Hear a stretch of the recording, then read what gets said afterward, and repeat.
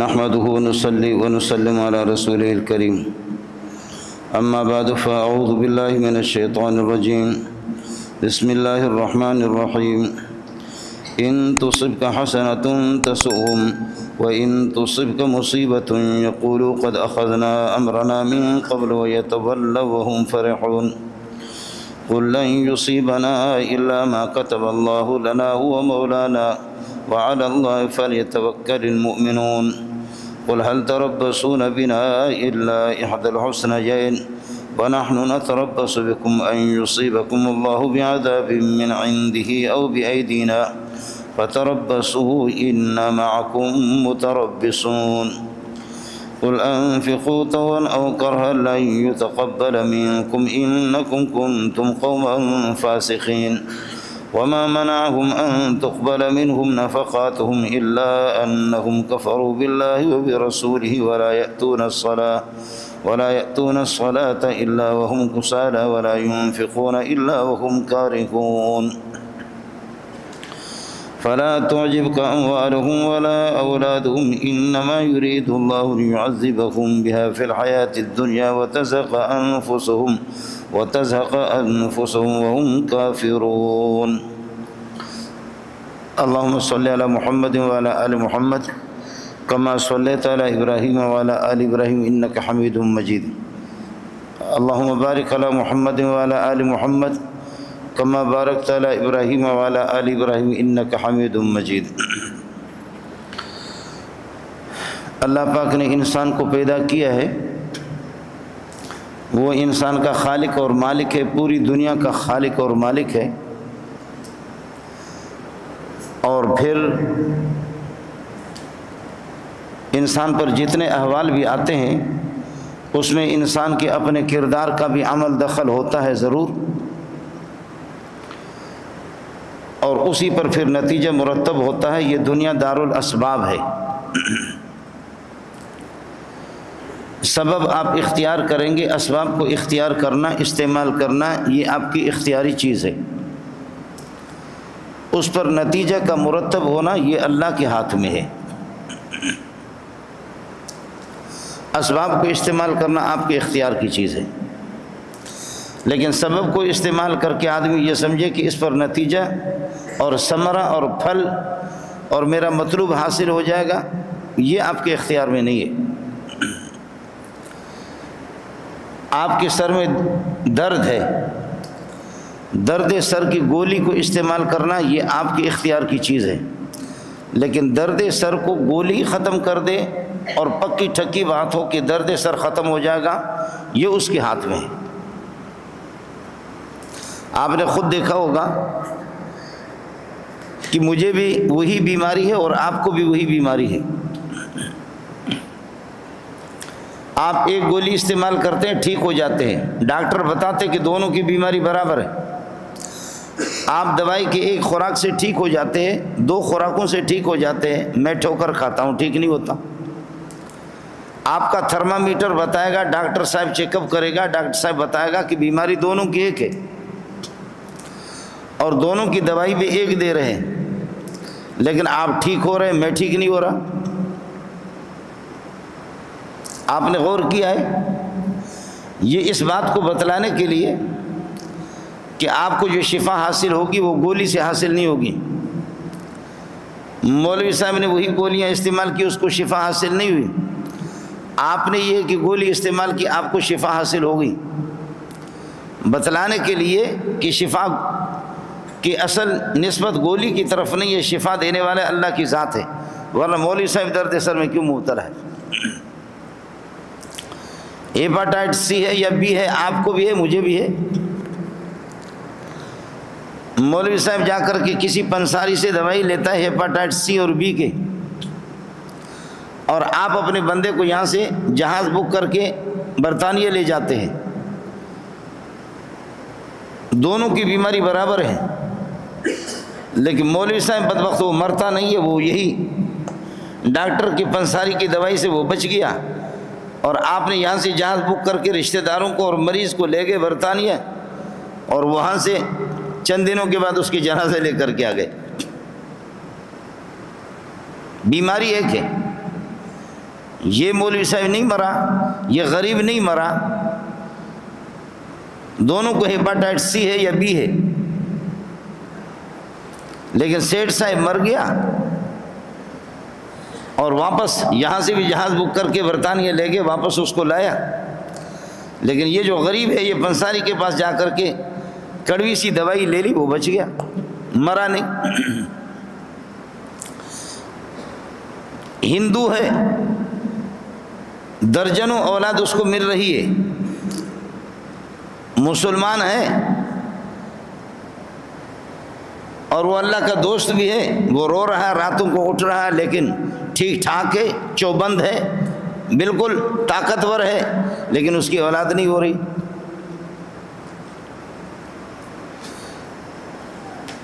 بتلانے کے لیے نا کہ آپ کے اختیار میں کچھ نہیں ہے، اسباب کو آپ اختیار کریں. آپ کی آنکھیں آسمان تک تو پہنچتی ہے، ماشاءاللہ سورج بھی آپ کو نظر آ رہا ہے، چاند بھی نظر آ رہا ہے، تارے بھی نظر آ رہے ہیں. چوتھے آسمان کے اندر سورج آپ کو نظر آ رہا ہے، تارے نظر آ رہے ہیں. لیکن غور کیا کہ ادھر نیچے کچھ بھی نظر نہیں آ رہا، پیشانی نظر نہیں آ رہی، کان نظر نہیں آ رہی، گدی نظر نہیں آ رہی، پیٹھ نظر نہیں آ رہا.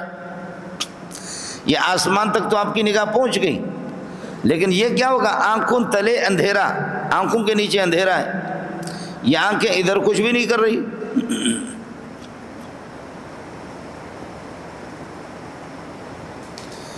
دنیا ہے دار الاسباب.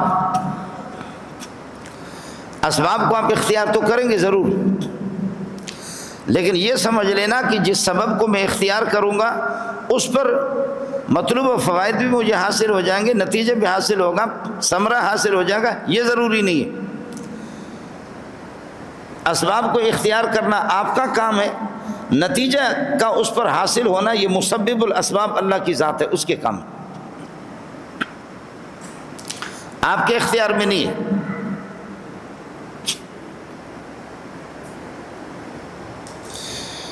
اس لیے یہ سب کچھ بتلانے کے لیے کہ اسباب وہ ضرور آپ استعمال کریں. صحابی نے آ کر کے، ایک بدو نے، دیہاتی آدمی نے، انہوں نے کہا کہ یا رسول اللہ، توکل کس کو کہتے ہیں؟ اللہ پر بھروسہ کرنا، توکل کرنا. کیا میں اونٹ کے پاؤں کو باندھوں، اونٹ کے پاؤں کو باندھوں پھر اللہ پر بھروسہ کروں، یا اونٹ کو کھلا چھوڑ دوں کہ میرا اونٹ کہیں بھاگے گا نہیں، ضائع نہیں ہوگا، جنگل میں نہیں جائے گا، مجھے مل جائے گا، میں اللہ پر بھروسہ کروں؟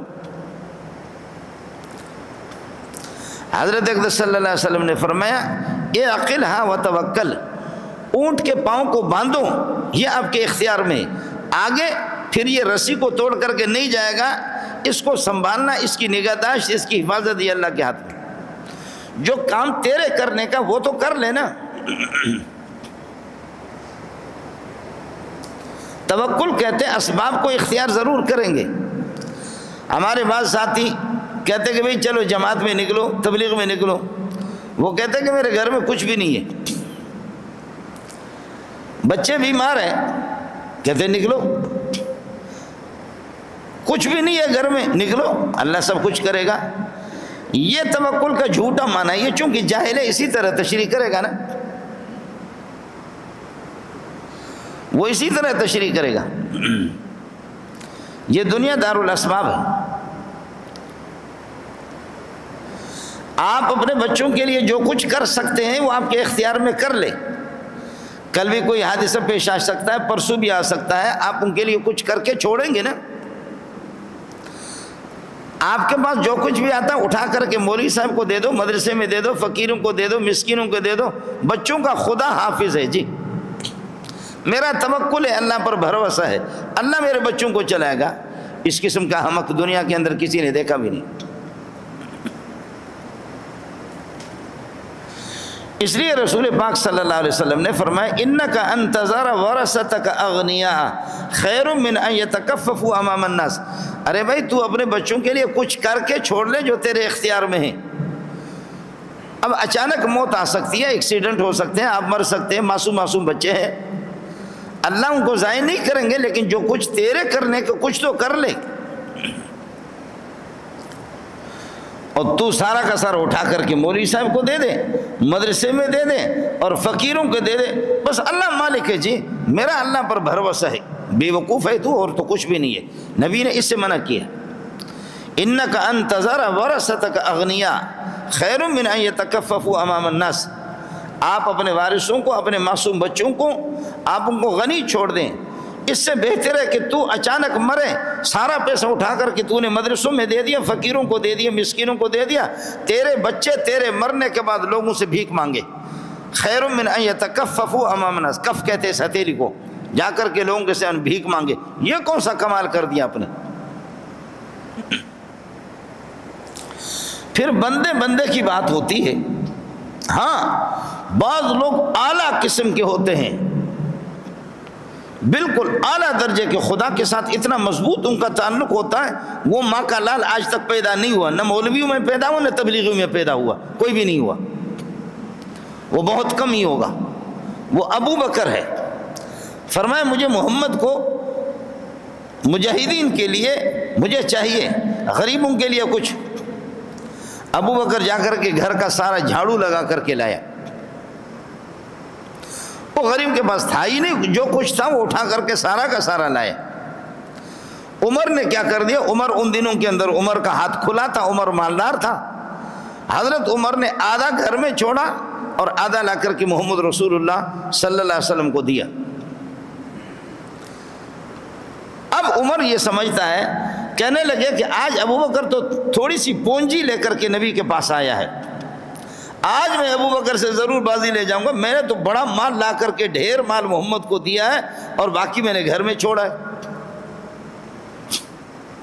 اور عمر نے ٹھیک کیا، مجھے اور آپ کو کرنا ہے، ہم عمر کے سبق پر عمل کریں گے، ابو بکر والا نہیں کریں گے۔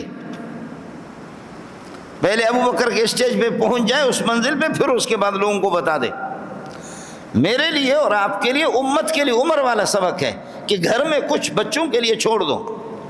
لیکن عمر نے بہرحال کہا کہ میں نے آج بہت مال لایا، کچھ تو چھوڑا ہے اور کچھ لا کر محمد رسول اللہ کو دیا، بڑا مال دیا ہے، ابو بکر میرا مقابلہ نہیں کر سکے گا۔ فرمائے عمر کیا لے کر کے آئے؟ فرمائے حضرت آدھا بچوں کے لیے چھوڑا، آدھا آپ کے پاس لے کر کے آئے۔ ابو بکر آپ؟ فرمائے اللہ اور رسول کا نام گھر میں چھوڑ کر کے آئے، باقی کچھ بھی نہیں، سارا اٹھا کر آپ کو لائے۔ حضرت عمر فرماتے کہ میں ہار گیا، میں نے کہا کہ ابو بکر سے کبھی اگر سبقت لے جاؤں، بازی لے جاؤں تو آج جیت جاؤں گا کہ میں نے مال زیادہ لایا، لیکن میں سمجھ رہا تھا مال زیادہ لایا میں جیت جاؤں گا، لیکن وہ اس طرح جیت گیا کہ اس نے سارا محمد کی محبت میں، خدا کی محبت میں لے کر کے لایا اور اپنے لیے کچھ بھی نہیں چھوڑا۔ لیکن قرآن نے جو بیان کیا ہے وہ کہا کہ امت جو پابند ہے، میں اور آپ ہم جو بیٹھے ہوئے، وہ ابو بکر والے سبق پر عمل کرنا مشکل ہے، وہ ابو بکر والے پر نہیں۔ امت جو پابند ہے، یہ کمزور امت حضرت عمر کے طریقے کے پابند ہے کہ اپنے بچوں کے لیے کچھ کریں گے۔ مولوی صاحب کی تقریر آپ کو بڑی اچھی لگی اور آپ نے اٹھا کر کے جوش میں آ کر کے سارا کا سارا دے دیا۔ اس کے بعد پھر بیوی بھی کہے گی کہ اس اسلام کو سلام، بیوی بھی کہے گی اس اسلام کو سلام، بچے بھی کہیں گے اس اسلام کو سلام، جس کے جوش میں آ کر کے تو نے سارا کا سارا اٹھا کر کے مولوی صاحب کو دے دیا، اور مولوی صاحب کے گھر کے چولہے جلے اور مدرسوں کے چولہے جلے اور غریبوں کے چولہے جلے، ہمارے چولہا ہی وہ بجھ گیا، ہمارے گھر میں کچھ نہیں ہے۔ سلام اس اسلام کو، ہمیں یہ اسلام نہیں چاہیے، اس سے نبی نے منع کیا۔ اس لیے فرمایا کاد الفقر ان یکون کفرا، کاد الفقر ان یکون کفرا، تو اپنے گھر کے اندر فقر و فاقہ چھوڑتا تو تیرے بچے پھر کفر کریں گے کہ اسلام نے ہمیں اس اسٹیج پہ پہنچایا نا، اسلام نے ہمیں اس اسٹیج پہ پہنچایا کہ ہمارے منہ سے نوالہ لے کر کے وہ فقیروں کو دے دیا، ہمیں فقیر اور کنگلا بنائے۔ ایک صحابی آ گیا انتہائی غریب حالت میں، انتہائی غریب حالت میں، حضرت نے فرمایا کہ اس پر صدقہ کرو، جی اس نے دے دیا کچھ، اس نے دے دیا، اس نے دے دیا، اس نے دے دیا، ماشاءاللہ بہت سا مال وہ اٹھا کر کے لے کر کے گھر پہ گیا۔ دوسرا دن پھر رسول پاک صلی اللہ علیہ وسلم نے غریبوں کے لیے ترغیب دی کہ غریبوں کے ساتھ تعاون کرو۔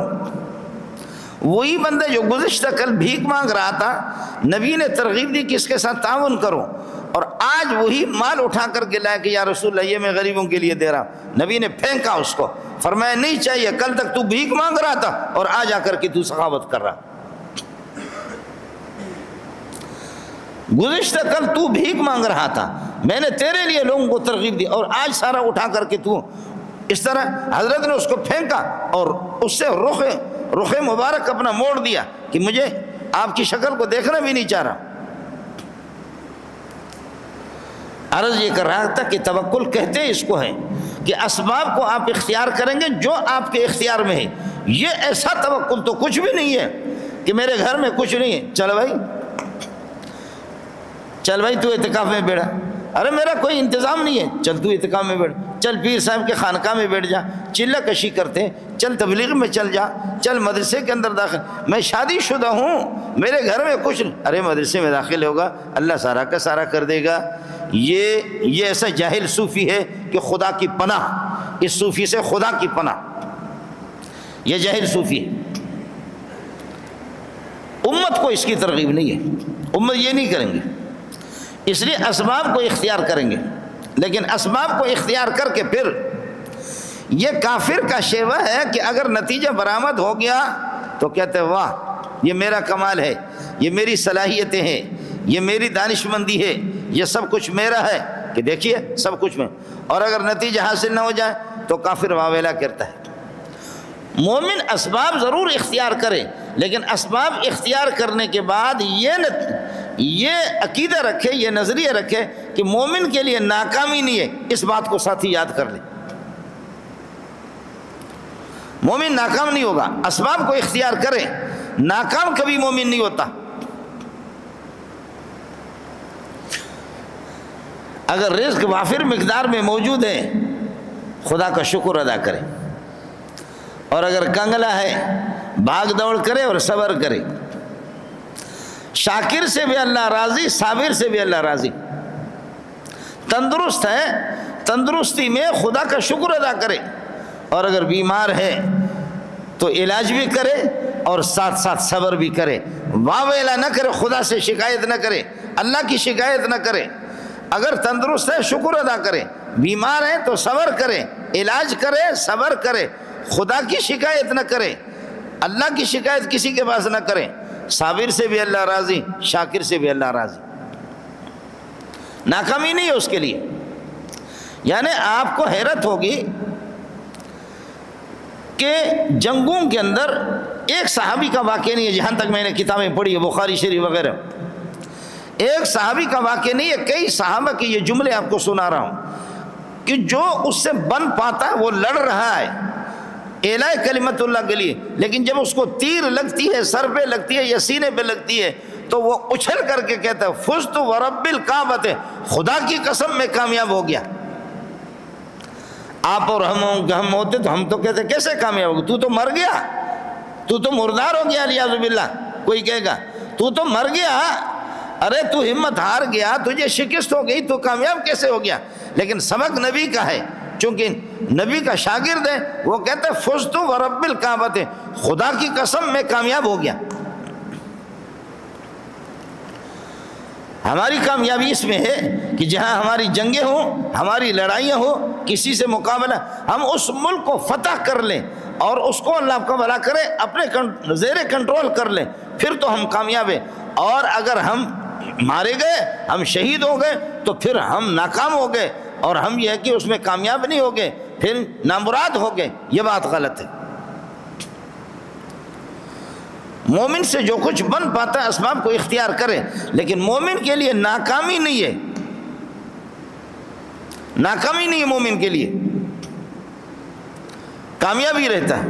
قُلْ هَلْ تَرَبَّصُونَ بِنَا إِلَّا إِحْدَى الْحُسْنَيَيْنِ، اے منافقو بے ایمانو، تم ہمارے لیے انتظار نہ کرو مگر دو خوبیوں میں سے ایک خوبی کا، اگر ہم تمہیں ماریں تو ہم غازی، اور ہم تمہارے ہاتھ سے مارے جائیں تو ہم شہید، شہید سے بھی اللہ راضی، غازی سے بھی اللہ راضی، اور تم ہمیں مارو تب بھی تم پہ کروڑوں لعنت، اور تم ہمارے ہاتھ سے مارے جاؤ تب بھی کروڑوں لعنت، جہنمی ہو دونوں صورتوں میں۔ تمہارے لیے، کافر کے لیے کامیابی نہیں ہے، ہمارے لیے ناکامی نہیں ہے۔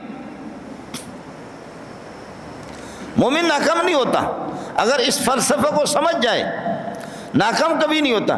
ایک احد کے اندر اگر ہمیں ظاہری شکست ہو گئی، ایک احد کے اندر ظاہری شکست ہوگی، اس کو اگر کوئی مولوی شکست مکمل شکست کہتا ہے تو دنیا اور آخرت کے اعتبار سے شکست کا تو ملا ہی نہیں ہے وہ۔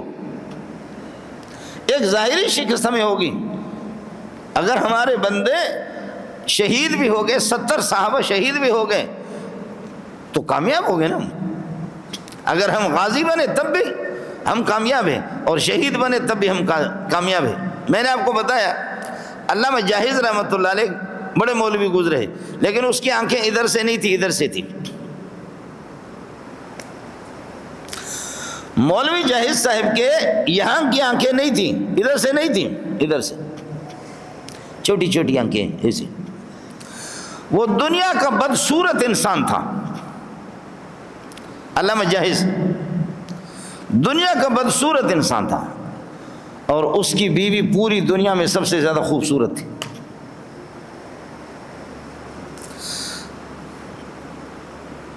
آپ کہیں گے مولوی صاحب آپ دیکھ کر کے آئے کیا؟ میں دیکھ کر کے نہیں آیا، وہ کئی صدیاں پہلے گزر چکے ہیں، لیکن لکھنے والوں نے لکھا کہ بیوی دنیا میں سب سے زیادہ خوبصورت۔ جیسے کہ آپ کے یہاں حسن کا مقابلہ ہوتا ہے نا، حسن کا مقابلہ، عالمی مقابلہ ہوتا ہے، تو اس میں بتاتے کہ فلاں سب سے زیادہ حسین نکلا۔ عالمی مقابلہ ہو گیا تو آپ کا صدر ایوب 2 نمبر آیا اور ایک گورا پہلا نمبر آیا۔ آپ کا پٹھان صدر ایوب 2 نمبر آ گیا اور ایک گورا پہلا نمبر آیا، تو ایوب نے کہا تھوکتا ہوں اس کے اول آنے پر، میں نہیں مانتا اس کو۔ ایوب نے کہا کہ میں نہیں مانتا اس کو، اس لیے نہیں مانتا، حسن صرف گورے پن کو نہیں کہتے کہ یہ گورا ہے، یہ صرف گورا ہے، تم گورے پن کو حسن کہتے اعضاء کے تناسب کو، مناسبت کو، ناک کس قسم کی، آنکھیں کس قسم کی، پیشانی کس قسم کی، ساخت کس قسم کے، ڈھانچہ کس قسم کا، طاقت کس قسم کے، اعضاء کس قسم کے۔ کہا اس کو مجھ سے کشتی کرا دو نا، اس کا پاخانہ نکال دوں میں۔ صدر ایوب نے کہا کہ اس کے تم کشتی تو کرا دو نا مجھ سے، اور اس کی ناک کو تو دیکھو، صرف تم نے سفیدی کو دیکھا، وہ کہا کہ یہ خوبصورت ہے، اس کے پیشانی کو دیکھو، الو کے پٹے کو، اور چہرہ لمبا سا، اس کے لمبے چہرے کو دیکھو، خوبصورتی کی یہ ساری چیزیں خلاف ہے، چہرہ تو گول ہونا چاہیے۔ سفیدی کو دیکھ کر کے تم کہتے کہ گورا جیت گیا، لعنت ہو تم پہ، تم نے تو خوبصورت دیکھا ہی نہیں ہے۔ اور کہا کہ اعضاء کو دیکھو، ڈھیلا ڈھالا جسم اس کا ڈھلا ہوا، مجھ سے مقابلہ کراؤ، اس کو 2-3 تھپڑ ماروں، اگر پتلون اس نے گیلا نہیں کیا پھر مجھے بتا دینا۔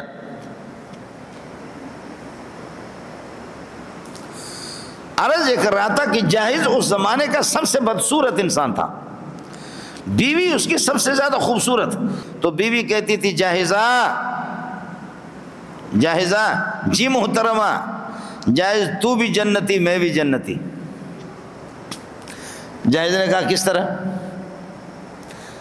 یعنی علماء کہتے ہیں کہ اگر خدا خنزیر کی شکل کو بگاڑ بھی دے تب بھی مولوی جاہز سے اس کی شکل اچھی ہوگی،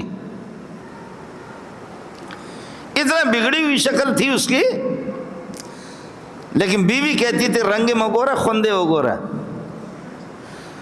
بیوی کہتی تھی کہ کسی کے رنگ پہ نہ جاؤ، پاور پہ جاؤ، کہ اس میں پاور کیا ہے، میرا شوہر دنیا کا ذہین ہے، تمہارے خوبصورت شوہروں کو اٹھا کر کے ادھر پھینک دے گا، تم مقابلہ تو کراؤ نا، ادب میں، لغت عربیہ میں، علم میں مقابلہ میرے شوہر کو کرو۔ اور ظاہر ہے کہ اس کے مقابل کا کوئی آدمی نہیں تھا، وہ غضب کا ذہین آدمی تھا۔ تو بیوی کہتی تھی نا کہ رنگت پہ نہ جائیو، رنگ پہ نہ جاؤ، رنگ مگورا خندے وگورا، اس کے خند کو دیکھو، کرو اس کے ساتھ مقابلہ۔ اگر کسی میں ہمت ہے کسی کے شوہر میں، عورتوں سے کہتی بھی تھی کہ میرے شوہر کا مقابلہ، تمہارے شوہر فش فش ہے، کسی کام کے نہیں ہے، اس سے مقابلہ تو کرا دو۔ بیوی جاہز کو کہتی تھی جاہز تو بھی جنتی میں بھی جنتی۔ جاہز نے کہا کہ وہ کس طرح؟ وہ کس طرح کی؟ تو بھی جنتی میں بھی جنتی۔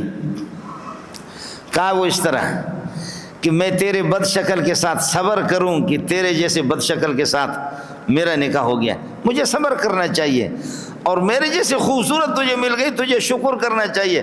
صابر سے بھی اللہ راضی، شاکر سے بھی اللہ راضی۔ مجھے صبر کرنے میں ثواب ملے گا اور تجھے شکر کرنے میں ثواب ملے گا۔ تو اپنی شکل تو دیکھ لے،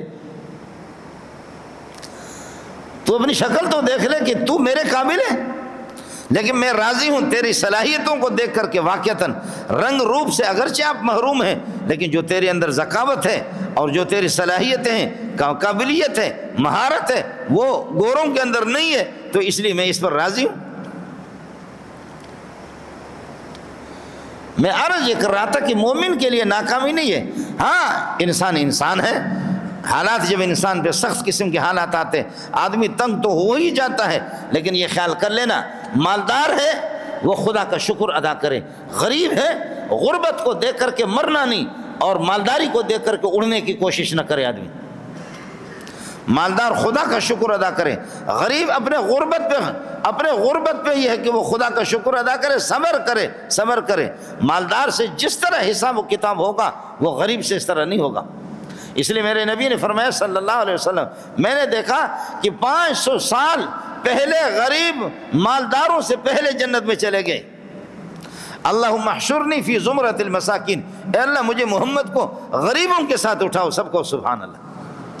اللہم احشرنی فی زمرۃ المساکین، اللہ مسکینوں کے ساتھ میرا حشر کر لینا، مسکینوں کے ساتھ مجھے۔ ما ہیچ ندارم غم ہیچ ندارم، دستار و ندارم غم پیش ندارم۔ جس کی پگڑی ہوتی ہے نا تو شملے کی فکر اس کو ہوتی ہے نا، کہ پگڑی ہو تو پھر شملے کی فکر اس کو ہو کہ کس قسم کا شملہ اس کا بناؤں۔ پگڑی نہیں ہے تو شملے کی فکر کیا ہے؟ مال ہو تو پھر یہ ہے کہ وہ مال کو کس طریقے پر استعمال کرنا ہے۔ حساب کتاب اس سے ہوگا جس کے پاس مال ہے۔ جس غریب کے پاس مال ہی نہیں ہے اس سے کون سا حساب کتاب ہوگا؟ مالدار سے حساب کتاب ہوگا کہ تو نے شراب میں اس کو اڑایا، تو نے بدکاری میں زنا میں اس کو اڑایا، تو نے جوا کے اندر اس کو اڑایا، اور تو نے اللہ رشوتوں کے اندر اس مال کو اڑایا۔ اس مالدار سے سوال ہوگا، غریب سے کیا سوال ہوگا؟ غریب تو صبر کر لے۔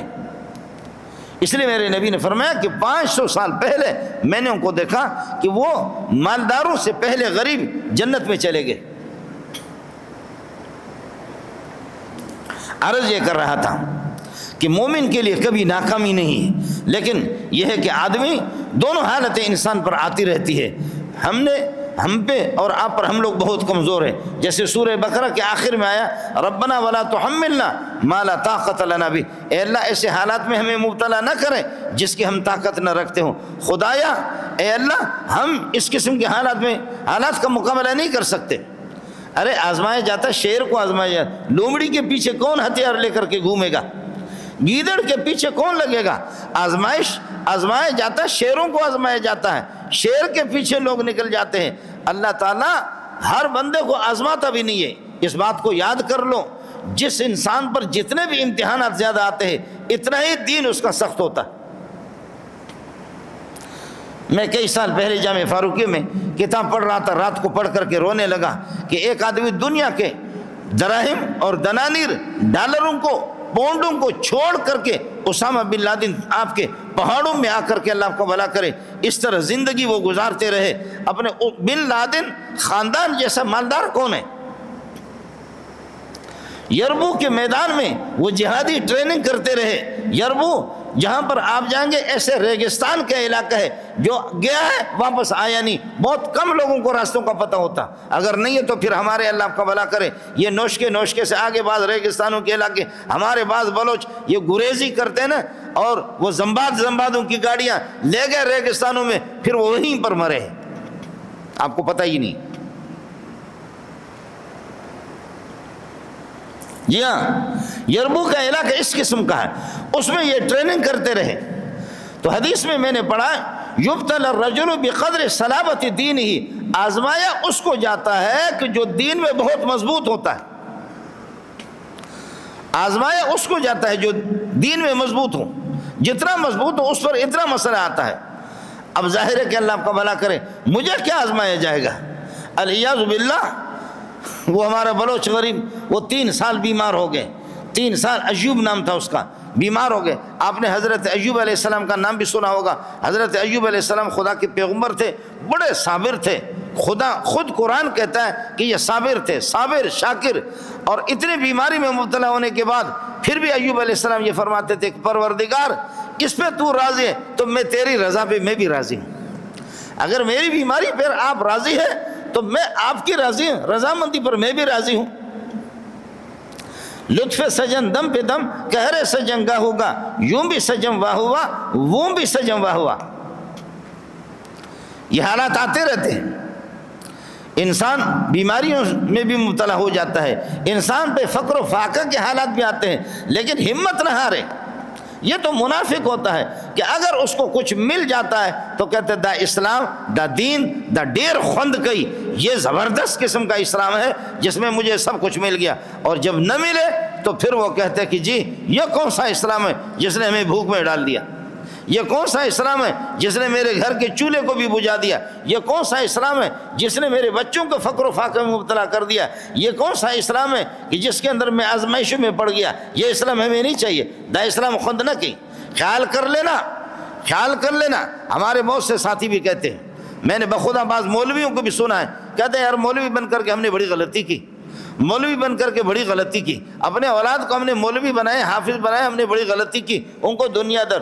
خدا جانے یہ ظالم کا بچہ یہ پڑھا کیا ہے, اس نے پڑھا کیا؟ اس قسم کی باتیں تو یہ منافقین کی باتیں ہیں. قرآن نے خود کہا وَمِنَ النَّاسِ مَن يَعْبُدُ اللَّهَ عَلَى حَرْفٍ. بعض لوگ یہ کہ شک پر پڑے ہوئی ہے. فَإِنْ أَصَابَهُ خَيْرٌ, اگر مال اس کو مل جاتا ہے اطمئن بِهِ, دین سے مطمئن ہو جاتا ہے. وَإِنْ أَصَابَتْهُ فِتْنَةٌ, اور اگر بیماریاں اور آزمائشیں اس پر آتی ہیں تو انقلب علی وجہہ, چہرے کے بل پلٹ پڑتا ہے, مرتد ہوتا ہے, اسلام کو چھوڑتا ہے. تو قرآن کہتا ہے خسرت دنیا والآخرہ, اس کی دنیا بھی تباہ, اس کی آخرت بھی تباہ. وہ مالداری کے باوجود منافق کو چین نہیں ہوتا, یہودی کو چین نہیں ہوتا, مالداری کے باوجود وہ اس طرح کانپ رہا ہوتا. یہ حالت اس کی ہوتی ہے. یہ تو منافق کی نشانی ہے. چڑھتے سورج کی پجاری جب آئیں گے, اللہ آپ کو بھلا کرے, مومنوں کو فتح اگر مل گئی, مومنوں کے پاس مال دولت آ گئی, مومنوں کے پاس دولت کی فراوانی آ گئی, تو کہیں گے کہ جی انا معکم, ہم تو آپ کے ساتھ ہیں, جی ہم تو آپ ہی کے ساتھ ہیں. اور پھر یہ کہ جب اگر مومنوں کو کچھ شکست ہو گئی یا مومنوں پر برے دن آ گئے, پھر گئے کافروں کے بعد کہتے ہیں انا معکم انما نحن مستہزئون, ہم تو ان کے ساتھ مذاق کرتے. یار اصل مذہب تو آپ کا کفر ہی مذہب ہے. اصل تو بتوں کو پوجنا ہے, اصل پتھروں کو پوجنا, درختوں کو پوجنا. تمہارا پرانا جو مذہب ہے وہ بہت اچھا ہے. ارے یہ بیوقوف ہے, یہ لوگ تو بیوقوف ہیں. یہ نشانی منافق کی ہوتی ہے. مومن روح کی سو کی ہر حالت میں, روح کی سو کی ہر حالت میں وہ اللہ سے راضی رہتا. اس لیے میں نے عرض کیا کہ دنیا کے حالات آتے رہتے ہیں, حالات آتے رہتے ہیں. جب اللہ آپ کو مال و دولت دے دے, صحت و تندرستی دے دے, خوشیاں عطا فرمائے, اولاد بھی آپ کو دے دے, سبحان اللہ, خدا کا شکر ادا کر لے. لیکن کبھی ہے آپ کو جھنجھوڑا جائے, اور کبھی آپ کو اللہ آپ کو بھلا کریے کہ کیا ہے, اللہ تعالیٰ آپ کو آزمائشوں میں مبتلا کرے, بیماری میں مبتلا کرے, تو پھر واویلا نہ کریں. اس لیے حدیث میں آتا ہے, صوفیہ یہ حدیث نقل کرتے ہیں, من لم یصبر علی ازائی من لم یرض بقضائی ولم یصبر علی ازائی فلیطلب له ربا سوائی. من لم یرض بقضائی, میرے فیصلوں پر جو لوگ راضی نہ ہو, ولم یصبر علی ازائی, بیماریوں میں تکلیفیں مبتلا کرتا ہوں اس میں صبر نہیں کرتا, فلیطلب له ربا سوائی, وہ اپنے لیے کوئی اور خدا تلاش کرے. میں نے تو نبیوں کو بھی آزمایا. صحابہ نے شکایت کی کہ یا رسول اللہ یہ کیا حالات ہیں, کیا حالات ہے, مکے سے دھکے دے کر کے ہمیں نکالا جا رہا ہے, گھروں سے ہمیں بے گھر کیا جاتا, وطن سے بے وطن جلا وطن ہوتے, یہ کیا حالت ہے. فرمایا اللہ کے بندو صبر کرو, صبر کرو, صبر کرو. خدا نے جو کچھ دیا تو شکر کرو, لیکن صبر کرو. اگر مصیبتیں آ بھی جائیں, آزمائشیں آ جائیں, تحمل سے, استقامت سے, صبر سے کام لے لے. پھر فرمایا کہ خدا کے بندو تم سے پہلے سابق امتیں اس قسم کا ہوتا تھا کہ ایک بندے کو بلایا جاتا تھا, درخت کے ساتھ اس کو باندھا جاتا تھا, آرا لے کر کے آرا لایا جاتا تھا, اور اس آرے کو اس کے سر پہ رکھ کر کے آرے سے اس کو چیرتے, بدن کے 2 ٹکڑے کرتے. پھر بھی انہوں نے ہمت نہیں ہاری اور اپنے دین سے نہیں ہٹے, سچے انبیاء کے دین سے ہٹے نہیں. تمہیں کیا ہو گیا کہ محمد کے شاگرد ہوتے ہو بے صبری کا مظاہرہ کرتے ہو؟ خبردار ایسے بے صبری کا مظاہرہ نہیں کرنا۔ اللہ اکبر۔ ان میں سے کسی کو لایا جاتا تھا اور اس کے سر پہ آرا رکھا جاتا تھا۔ آپ کا کیا خیال ہے؟ آپ یہ دیکھیں حضرت زکریا علیہ السلام 100 سال کے بعد رو رو کر کے اس کو اللہ نے بیٹا دے دیا، یحییٰ، حضرت یحییٰ۔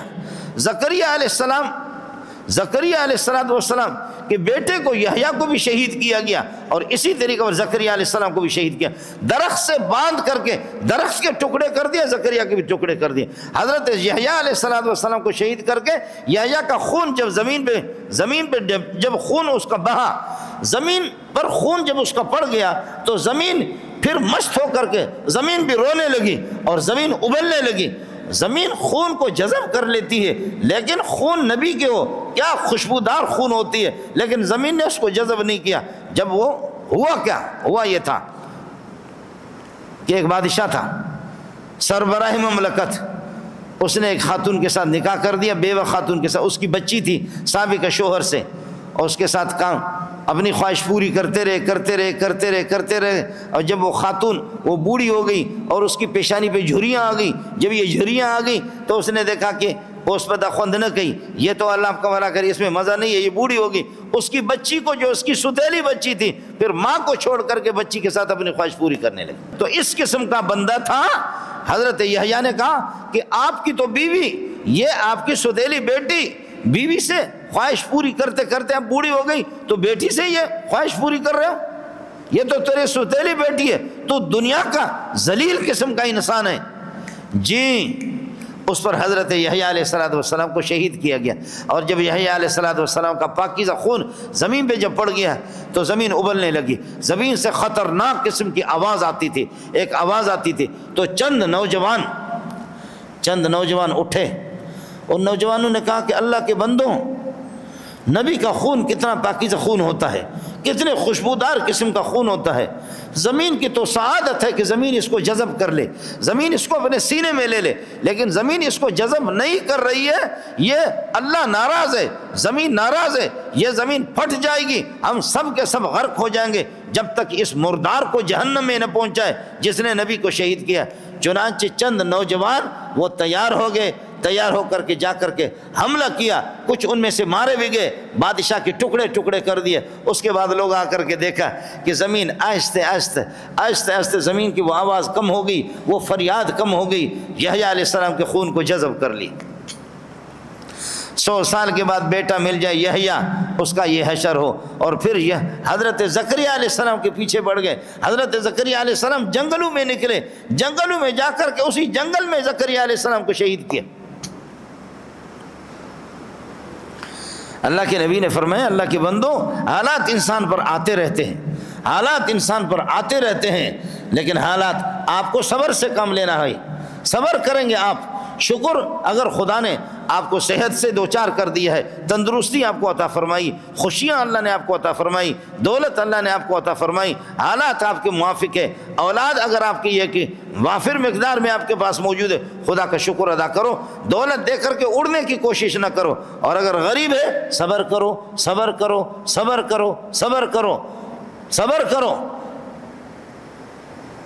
اللہ کی شکایت نہ کرو۔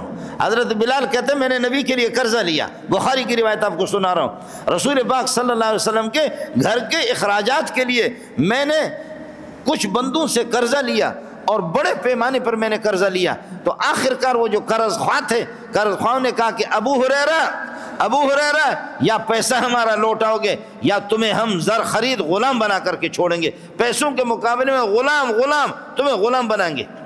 ابو ہریرہ کہتے ہیں کہ قرضہ میں نے نبی کے گھر کے اخراجات کے لیے، میں رات کو بھاگنا چاہ رہا تھا، قرض خواہ مجھے تنگ کر رہے تھے،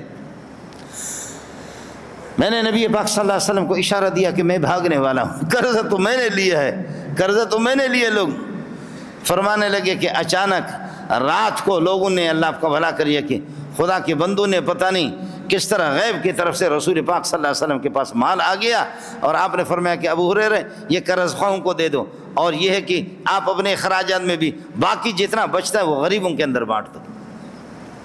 شکر ہے کہتے کہ میں اسی رات کو بھاگنے والا تھا، میں اسی رات کو بھاگنے والا تھا، لیکن اللہ پاک، یہ حالات انسان پر آتے رہتے، یہ حالات انسان پر آتے رہتے۔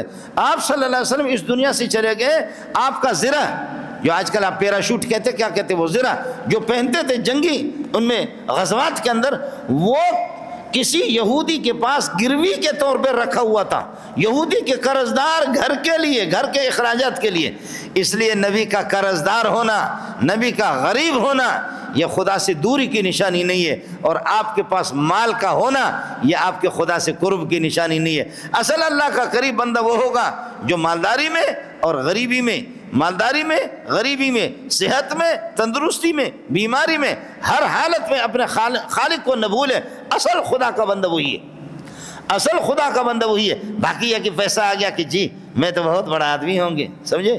اور ہمارے حضرات بعض دیندار طبقہ بھی کہتے ہیں ماشاءاللہ فلاں کے پاس خوب پیسہ ہے، ارے اللہ اس سے راضی ہے، ارے اللہ اس سے راضی ہے، ارے اللہ اس سے راضی ہے۔ جی جی جی، پھر کبھی اس طرح بھی ہوتا ہے کہ شیر جو ہے نا جنگل میں بھوک سے مرتے ہیں، بھوک سے مرے تب بھی شیر ہے۔ کتا بازار کے اندر اگرچہ وہ بریانی کھائے تب بھی کتا ہے،